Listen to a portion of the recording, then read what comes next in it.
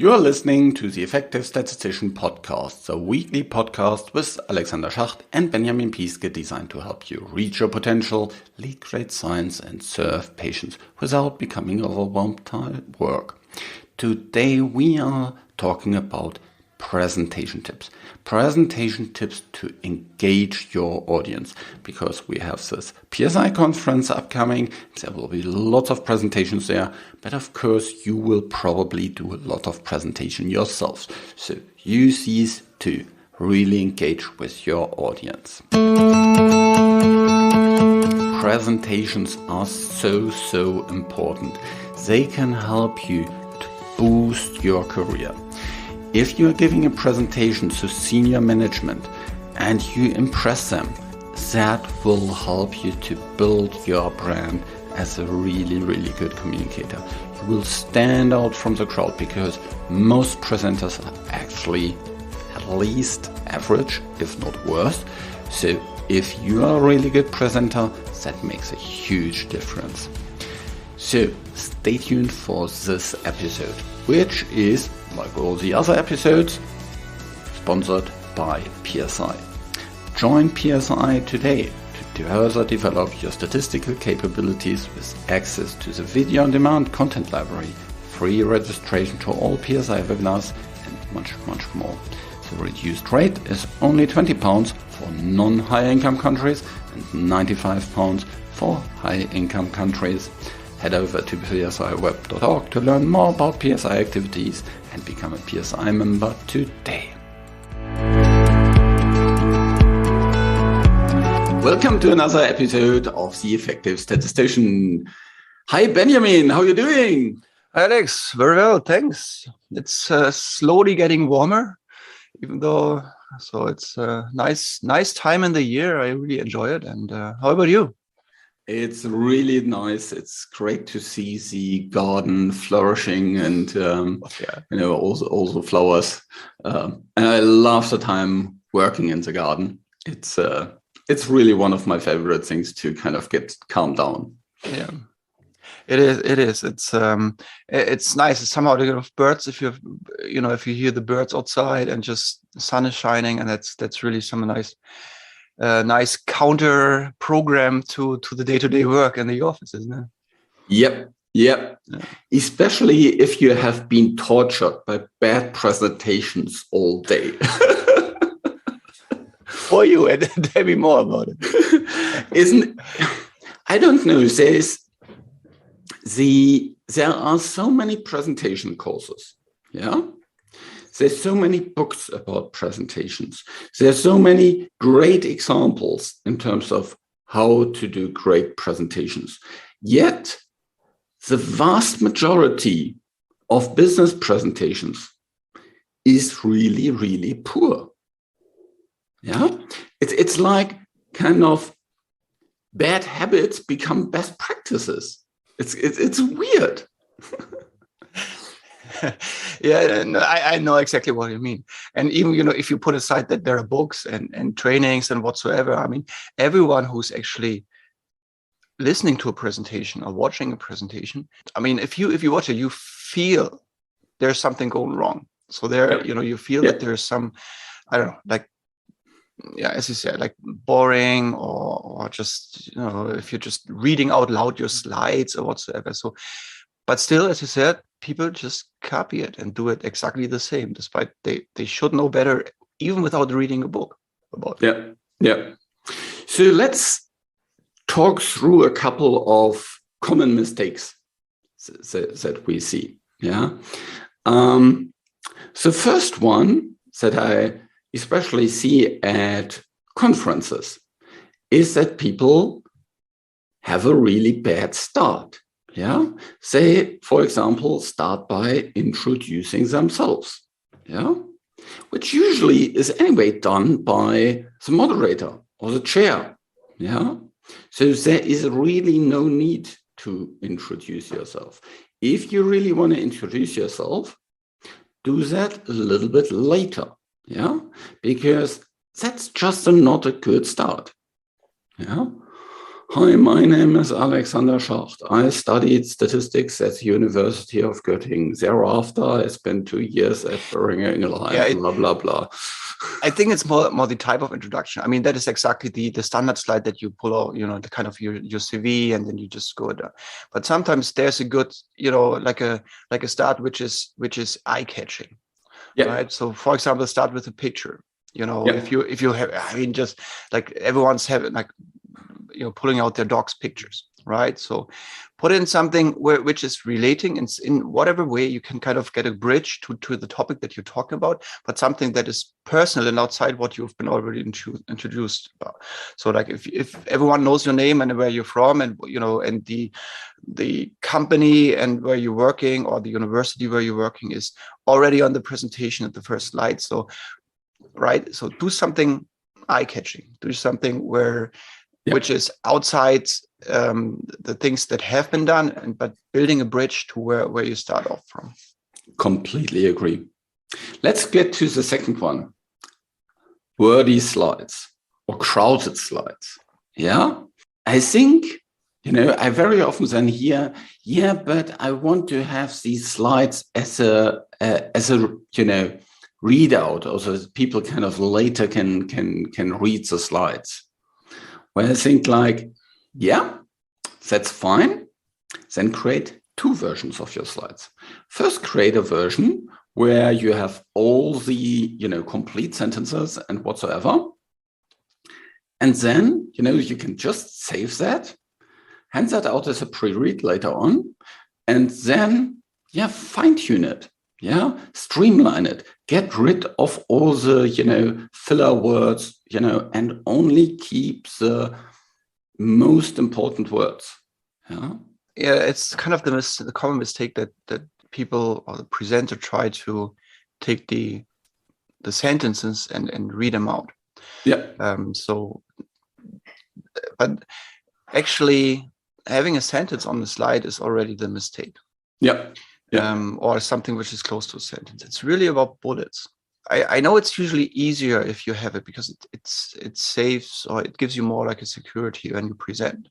Nevertheless, for the turnaround, just try to take the side of the listener, and for them it's difficult to understand or to take the sentences directly. So if you do a presentation, keywords, maybe half a sentence, and not more than 2, maybe 3 bullets type of things on one slide. Yeah. If you need more structures, then split them up. Yeah. Use the second slide. Yeah. The third thing is about how you present. And that is especially bad in virtual situations. Yeah, where people sit at their desk, don't see the audience, and just kind of mumble to themselves in a very monotonic way. I'm going to show you that this is that and this is that, and then we'll go into this new feature. And by the way, there's also the storyline, and nobody can listen to that. Mm-hmm. Yeah, there obviously, like one big mistake is that people who actually prepare for presentation print them out and then put this on their desk and read it, like take the slides. So actually it's about it's about the way of presenting, even if you're not seen. Yeah. Meaning that if you sit at your desk and bend towards the slides on your desk, you present as if you don't look at the audience, and that's you hear the sound of it. And that's why it's utmost important to not put it down and read, but maybe to stand up and present, or to sit up, up straight and present. Just stand up. Just stand up. You'll never sit on a stage. Yeah, exactly. And that already helps to get away from this monotonous speech that people are presenting with. Don't print it out, or maybe then hold it in your head and stand while you talk. Yeah. And everyone has Bluetooth headsets and whatsoever, so you can easily stand up, walk around, and that is exactly prepare and train it, but do it as if you were on stage, because that helps enormously for the audience to actually listen to what you're saying. Yeah, that goes to the next point. When you are presenting on stage, always talk to the audience. Never turn your back to the audience. Yeah, because you need to read the slides. Yeah. Arrange it in such a way that, if you need to kind of have a look at the slides, that you have them in front of you. Yeah. That you have a screen in front of you. Yeah, or you print them out in small, like on a small piece of paper, like cards or something, and do the keywords, and then have it in your hands and just open it and then listen, look into the slides. But yes, no, don't turn around and look backwards. Yeah. And if you're presenting virtually, make sure that your camera setup is correct and that you look into the camera, and not that, you kind of look sideways or something like this, because that's where your computer screen is, and that's not where your kind of laptop camera is, and things like that. Yeah. After 2 years of the pandemic, everybody should have a decent camera setup. It's just basics, I would say. Yeah, it should be, but usually people tend to have a second screen. Or 3 or more, whatever. But it's, make sure that the presentation they are doing and the audience. So for example, I tend to when I present, I sometimes, or when I'm in a video conference, not necessarily about the presentation, I tend to look into my picture, because this is always moving, because I see myself. So make sure that whatever you're focusing on, you learn to focus, is actually close to the camera. Like. Move the window directly below the camera. Exactly. So, and that goes for everything, not only for like a proper presentation, but also for any video conference, because otherwise people tend to look around to the left side, to the second screen, because this is where the presentation or the video is actually showing, while the camera is on the other screen. Yeah. It gets even worse sometimes, and that's the next mistake, when people nearly hide on stage. Yeah. So, of course, kind of virtually, they don't even turn on the camera. But, when they kind of, very often there is these kind of desks or something like this, where you can kind of stand behind. Don't stand behind this. Yeah. Stand at least next to it. Own the stage. Yeah. No, I agree, but still sometimes it's helpful because of the screen behind it. And for people, I understand that they like to maybe hold on something. Right. So that's why, I agree that the be on the stage is definitely something to prefer. However, if this is in the beginning of the time of presentation, so for yourself or within your career, then just make sure that you are standing high above it, so that you're not hiding behind it, so that you're, the most of the body or your upper body is shown above the table, so that you're not hiding, but still be present and have something to, that the people see you. Yeah. Next mistake is not creating emotions. I think this is maybe a weird one when we think about kind of, we are technical people and we present facts and things like that. But still, you can create emotions. Yeah, you can tell a story. You can kind of speak about the impact to the patients. You can, if you're good at it, even use humor. Yeah, always great. Even when something goes wrong, to make to make a laugh about yourself. Yeah, we only remember things when there's a connected emotion. And so you will help the audience to retain what you're talking about if you create some emotions in them. This can be, everything, from being sad to being happy, from being thrilled, not being bored. That's not an emotion, but all the others. Yeah, but that shouldn't be so difficult, to be honest, because usually when you present something, this is not like just a pure collection of facts. Could be, but still, there is some enthusiasm about it that you should you should make sure that it comes across. So, for example, if this is like a work that you did, like a study, results, whatever, you've been worked on this for years, months, whatsoever. So you spend a lot of time, so a lot of power, effort into this, and then at the end, for example, there's the unblinding, and there's some. I know everyone is busy, so there's not a lot of room for emotions.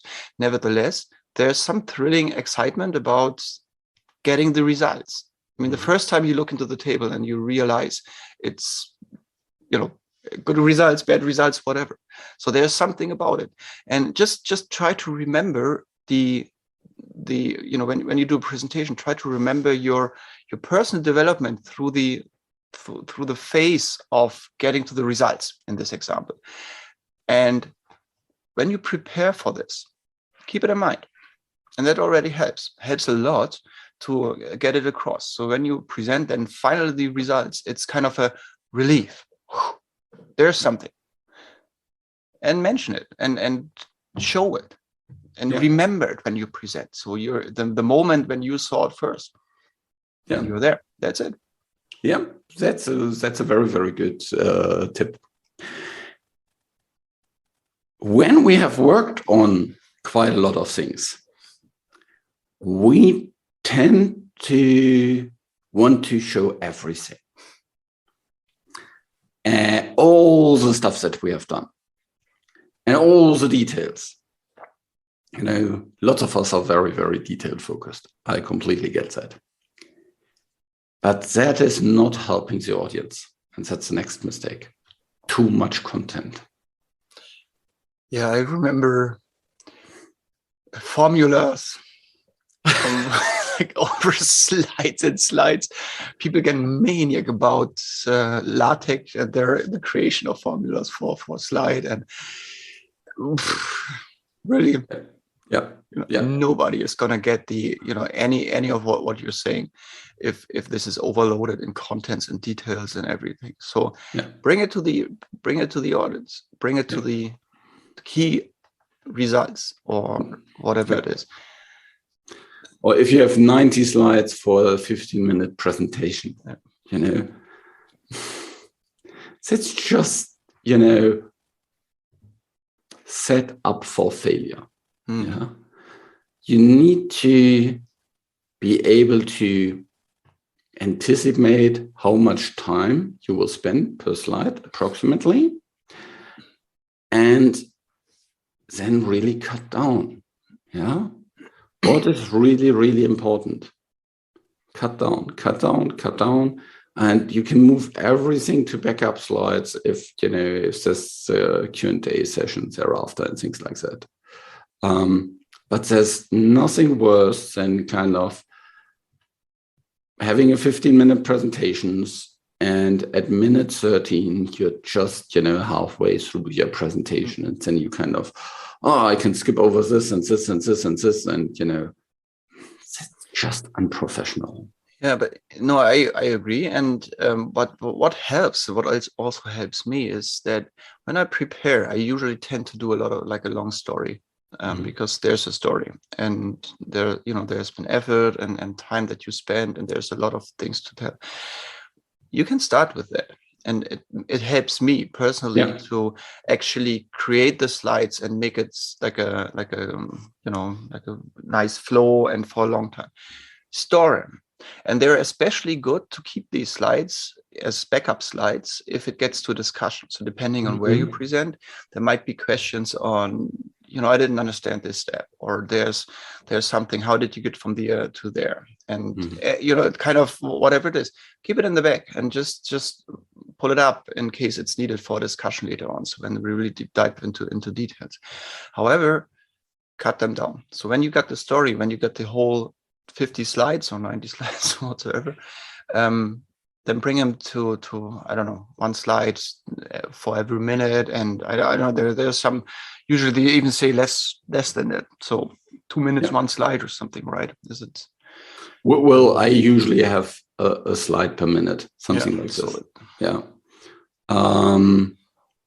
For online presentations, actually, you can have even more slides per minute. But of course, then these slides need to be, trimmed and not full with stuff. Yeah.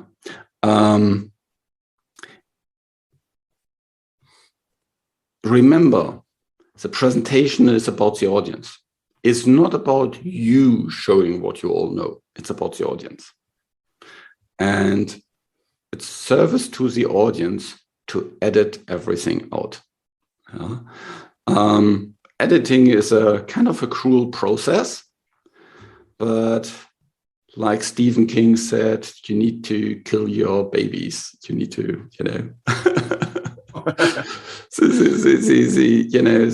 the things that you really love, that you put a lot of things in. Yeah, you just need to kind of get rid of them.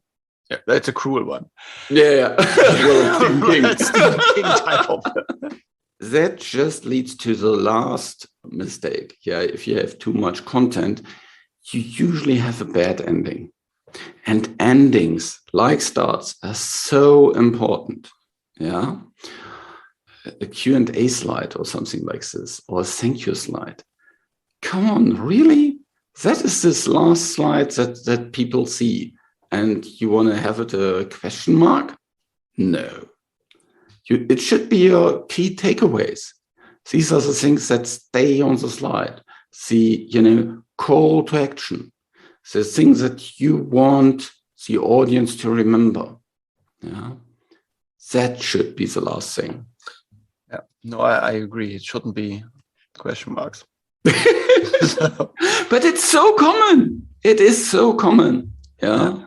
Yeah, that's interesting, because usually that is absolutely common. So for any questions, please contact me, or any questions left, anything to the audience. But it's not about the summary. It's not about the takeaways. It's not about the the key messages, and that is what it should be about.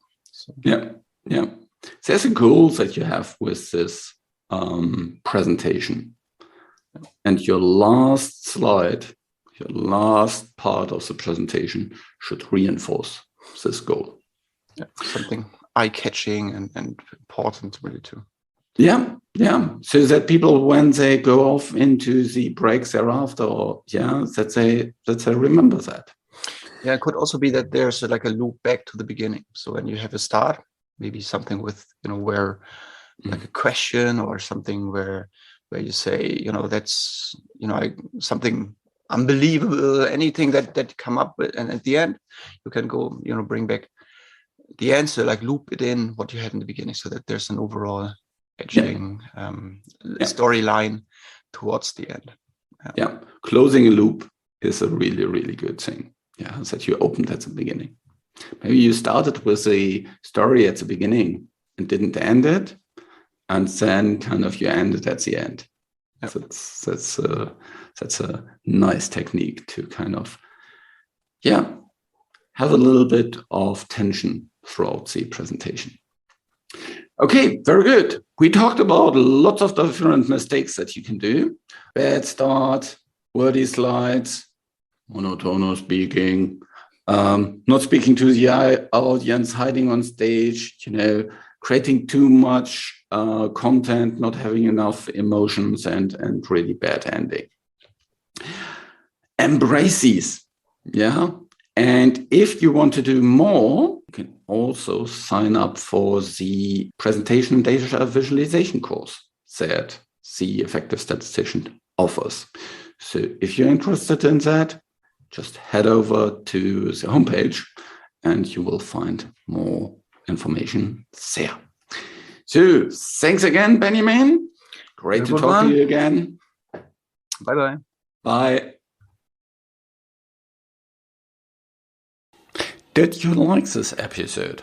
If yes, then maybe head over to theeffectivestatistician.com.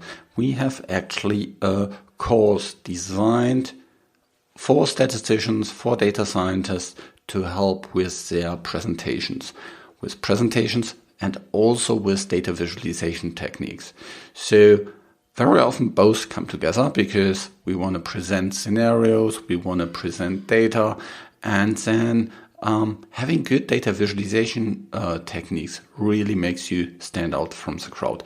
Don't just copy and paste over tables. That doesn't really look good. So head over to the Effective Statistician and learn more about the data visualization and presentation course that we have there. This show was created in association with PSI. Thanks to Rain, who helps with the show in the background, and thank you for listening. Reach your potential, lead great science, and serve patients. Just be an effective statistician.